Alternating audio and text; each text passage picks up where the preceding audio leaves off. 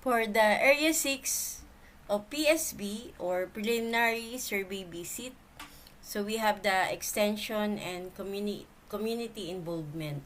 So they will check the record on your institutional and program specific extension and community involvement agenda.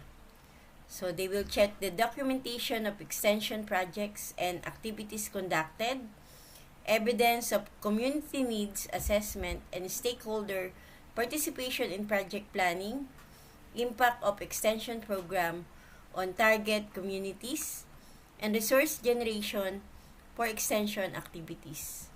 For the Area 7, library, so they will check the adequacy and relevance of library collections, books, journals, e-resources to the program, availability of qualified library staff, and then they will check the library services.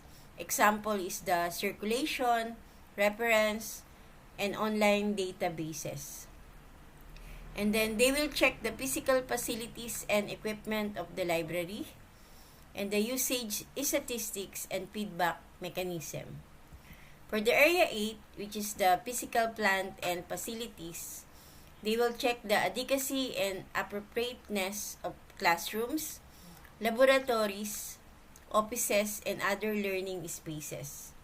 And then the safety and cleanliness of facilities, maintenance and development plan for physical facilities, inventory of equipment and furniture, and accessibility for person with disabilities.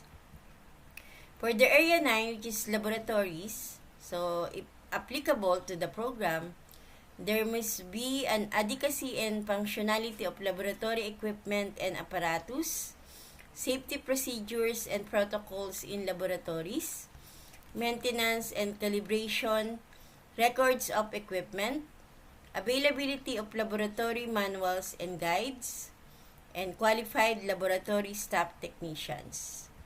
For the last area, which is Area 10, for the administration, there must have a clear organizational structure and policies, effective leadership and governance, strategic planning and implementation, financial management and resource allocation, management information system or MIS for data collection and analysis, and performance evaluation system for personnel.